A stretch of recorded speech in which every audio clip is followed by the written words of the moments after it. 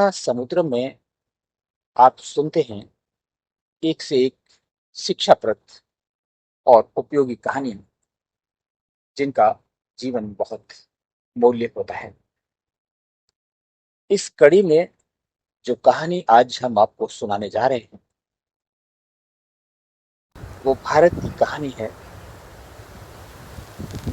उत्तर प्रदेश के एक कस्बा नुमा गांव में अनिल जी रहते थे।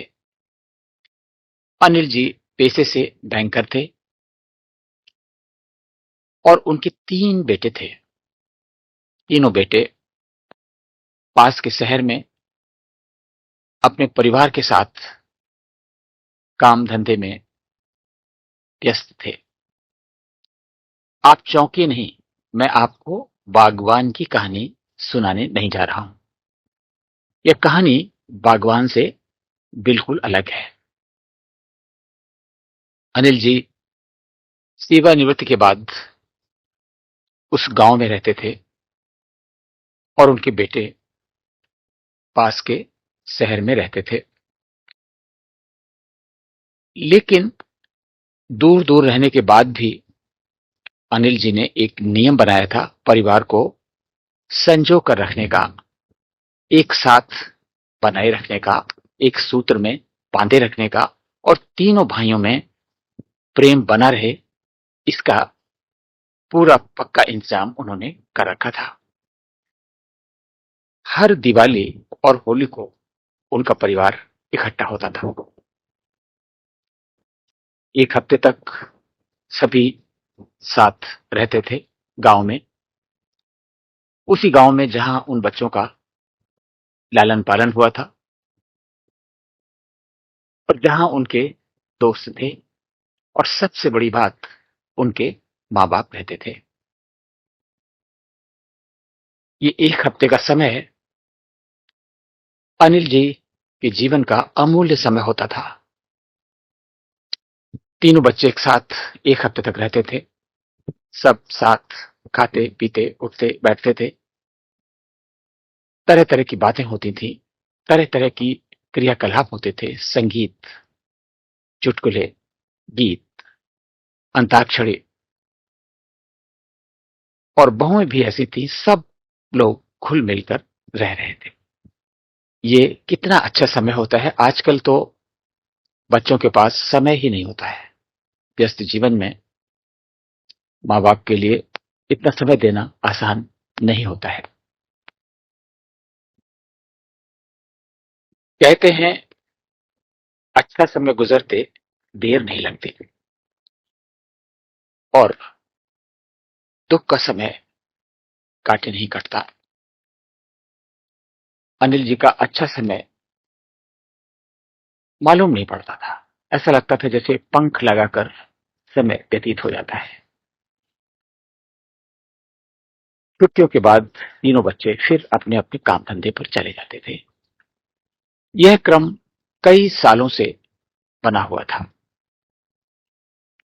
लेकिन खुशियों की एक सीमा होती है और ये खुशियां बहुत दिनों तक नहीं चल सकी।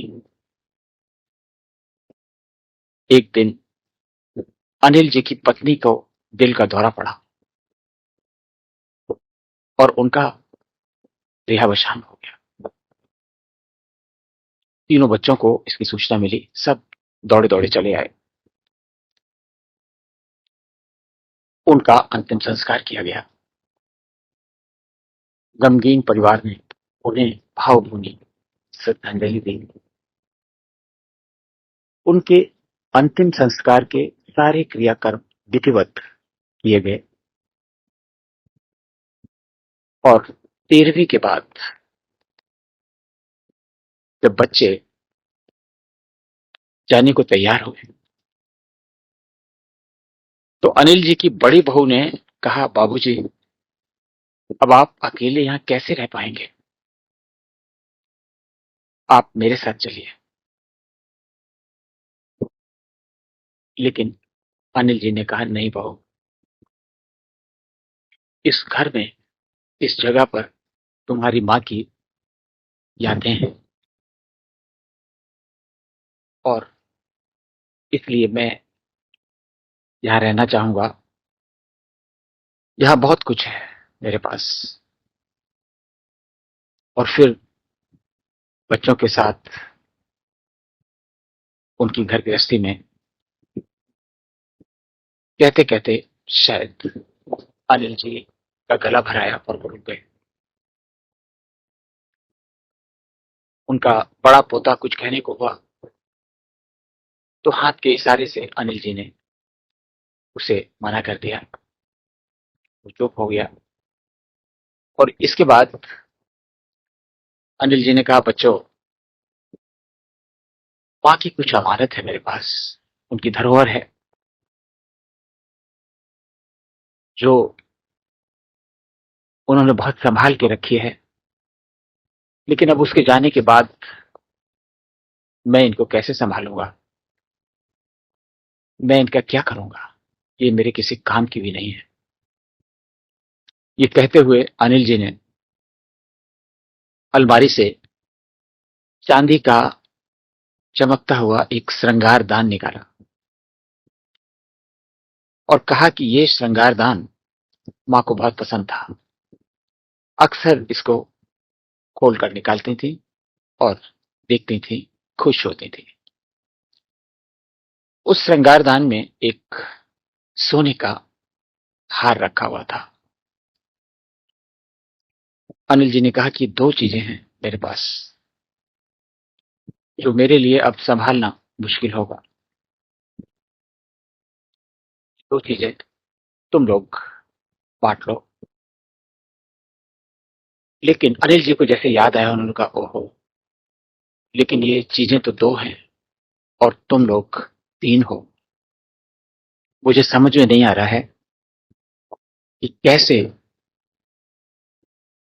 इन्हें तुम लोगों में बांटूं। तभी मंझला बेटा बोल पड़ा, बाबूजी, ये श्रृंगार दान तो पिछली दिवाली में ही माँ ने दिखाया था सरिता को और उसे बहुत पसंद भी था। माँ इसे देना चाहती थी, इसे मैं रख लूंगा। छोटा बेटा बोला, बाबूजी, ये हार माँ आपकी छोटी बहू को देना चाहती थी, इसलिए ये हार मैं रख लूंगा। बड़ी बहू देख रही थी, लेकिन ये बहुत असमंजस में पड़ गए। दो सामान दो बेटों में बट गए। तीसरे बेटे को क्या दें। तभी शायद उनके असमंजस को भांपते हुए उनकी बड़ी बहू ने कहा, बाबूजी, इन दो चीजों के अलावा भी आपके पास एक बहुत अनमोल चीज है और माँ उसे मुझे देना चाहती थी। आप कृपा करके मुझे वो चीज दे दीजिए, मेरे लिए वो अनमोल रत्न है। अनिल जी तो हैरत में पड़ गए, ऐसी क्या चीज बची है उनके पास। लेकिन बड़ी बहू के कहने पर छोटा भाई, मंझला भाई और उनकी पत्नियां आश्चर्यचकित हो गई। उन्हें लगने लगा कि शायद जल्दबाजी में उन्होंने श्रृंगार दान और ये हार लेकर कोई गलती कर दी है।